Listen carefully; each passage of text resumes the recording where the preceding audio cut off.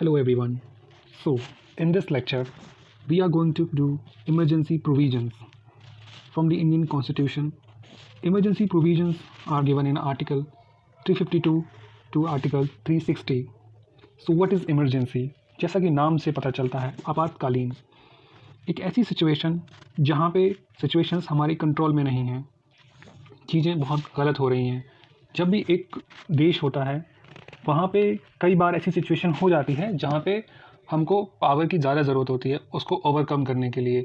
इतनी सारी पॉपुलेशन होती है, कई बार वॉर हो जाता है, तो उस वॉर के अंदर सेंट्रल गवर्नमेंट को ये पावर दी जाती है कि वो पूरे देश को कैसे कंट्रोल करेगी और कैसे लीड करेगी।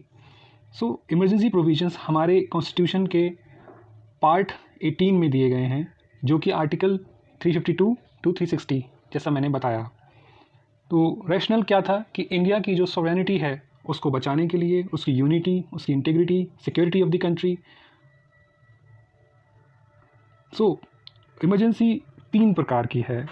3 प्रकार की इमरजेंसी कौन कौन सी हैं? National emergency, constitutional emergency which is called as president rule, and your financial emergency. So national emergency की बात करेंगे तो हम ये जानेंगे कि नेशनल इमरजेंसी आर्टिकल 352 से लगती है, और ये कब लगती है? जब हमें वॉर होता है हमारे देश का, जिसे हम कहते हैं एक्सटर्नल एग्रेशन, और इसको बोलते हैं external emergency.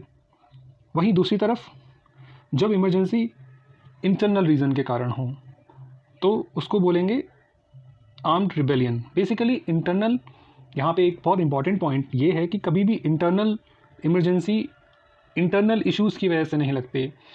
Actually 44th amendment जो हुआ था उसमें इंटरनल डिस्टर्बेंस को डिफ़ाइन किया गया था कि internal disturbance means arm rebellion. कभी भी सेना जो है आर्म रिबेलियन है वो लेके अगर तख्ता पलट करने की कोशिश करती है तो इमरजेंसी लग जाती है। एक्चुअली 38th अमेंडमेंट में नेशनल जो इमरजेंसी है उसको जुडिशल रिव्यू के बाहर रखा गया था 1975 में। आप सब जानते हैं कि इंदिरा गांधी का टाइम था। उसके बाद में 44th अमेंडमेंट जो आया 1978 के अंदर, जब जनता गवर्नमेंट थी, और उसके अंदर इसको रिपील कर दिया गया। अब जुडिशियल रिव्यू के अंदर नेशनल इमरजेंसी आती है, उसको आप रिव्यू कर सकते हैं। उसके बाद में मिनर्वा मिल्स केस है, काफ़ी इंपॉर्टेंट है, बट इतना नहीं कि ये क्वेश्चन के रूप में आ जाए, बट आपको ये याद रखना है 1980 में आया था ये। अब बात करते हैं कि पार्लियामेंट्री अप्रूवल कैसे मिलता है और ड्यूरेशन क्या होती है। सो इमरजेंसी के लिए हमारे कॉन्स्टिट्यूशन के अंदर ये निहित है कि हमारे यहाँ पे जो राज्यसभा है एंड लोकसभा है उन दोनों से पास होनी चाहिए बाय स्पेशल मेजॉरिटी, एंड उसके बाद में फिर प्रेसिडेंट का अप्रूवल होना चाहिए, जो कि अगर पास हो जाता है तो वो मिल जाता है, और एक बार में 6 महीने के लिए लग सकती है। और इससे पहले क्या एक पीरियड होता है 1 महीने का, डेट ऑफ इस इशू, प्रोक्लेमेशन होता है, अप्रूव्ड बाय द 1 महीने के अंदर उसको पास होना चाहिए। पहले ये टाइम 2 महीने था, बट फिर उसको 1 महीने कर दिया गया। अब बात करते हैं कि इफ़ेक्ट क्या होता है नेशनल इमरजेंसी का।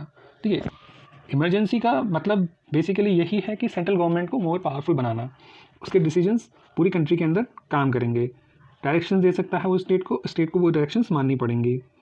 और इसमें इलेक्शंस अगर आ रहे हैं लोकसभा के तो वो भी पीरियड इंक्रीज़ हो जाता है, क्योंकि उस वक्त आप इलेक्शंस नहीं करवा पाएंगे। फाइनेंशियल कंडीशन भी चेंज हो सकती हैं देश की, बिकॉज रेवेन्यूज़ हैं जो भी शेयर होते हैं स्टेट और सेंट्रल के बीच में, उनमें काफ़ी चेंजेस किए जा सकते हैं, बिकॉज फाइनेंशियल कंडीशन नहीं अच्छी होगी अगर वॉर चल रहा होगा। तो ये सब काफ़ी इम्पॉर्टेंट है।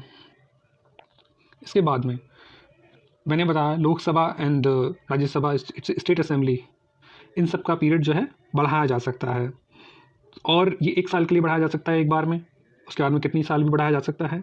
बट अगर इमरजेंसी ख़त्म हो गई है तो 6 महीने के अंदर अगले इलेक्शंस होने चाहिए। Same is the case with the state assembly. अब हम बात करेंगे कि फंडामेंटल राइट्स पे क्या, ये बहुत इंपॉर्टेंट है, हमको समझना है आर्टिकल 358 एंड आर्टिकल 359 में क्या डिफरेंस है। काफ़ी क्लोज डिफरेंस है बट एक बहुत बड़ा डिफरेंस है। According to article 358, when a proclamation of national emergency is made, the 6 fundamental rights under article 19 are automatically suspended, जो कि freedom of speech and expression है। और 44th अमेंडमेंट में ये कहा गया कि आर्टिकल 19 केवल तब सस्पेंड होगा जब इमरजेंसी लगी है एक्सटर्नल एग्रेशन पे। जैसा मैंने आपको बताया कि एक्सटर्नल एग्रेशन का मतलब होता है on the grounds of war and not in the case of armed rebellion. Remember, armed rebellion, okay, not the internal disturbance, okay. वहीं पे 359 ये और सारी राइट्स को, 19 को छोड़ के और सारी राइट्स हैं, इसके लिए जो हमारे राष्ट्रपति हैं वो सस्पेंड कर सकते हैं। सो ये एक काफ़ी इम्पॉर्टेंट चीज़ है। और हाँ, आर्टिकल कौन कौन से ऐसे 2 आर्टिकल्स हैं जो कभी सस्पेंड नहीं होंगे किसी भी केस में, आर्टिकल 20 एंड आर्टिकल 21। ये 2 ऐसे आर्टिकल्स हैं जो कि कभी सस्पेंड नहीं किए जा सकते हैं। अभी तक कितनी बार इमरजेंसी, नेशनल इमरजेंसी लगी है? सो वी हैव 1962 में जब हमारा चाइना के साथ वॉर हुआ था, 1971 के अंदर जो हमारा पाकिस्तान के साथ वॉर हुआ था, इन 1975 जब श्रीमती इंदिरा गांधी, जो उस समय हमारे देश की प्राइम मिनिस्टर थी, उन्होंने इमरजेंसी डिक्लेयर की थी। और ये 3 बार जो है नेशनल इमरजेंसी इंडिया के अंदर लगी है। सो अब इसकी नेक्स्ट वीडियो में हम बात करेंगे प्रेसिडेंट रूल की, जो कि कॉन्स्टिट्यूशनल इमरजेंसी है and financial emergency as well. So मैं आशा करता हूँ आपको ये वीडियो अच्छी लगी होगी। So stay tuned, we have 2 video series on emergency provisions, और साथ में हम इसके आगे लेक्चर्स में और भी चीज़ें कवर करेंगे। Thank you very much.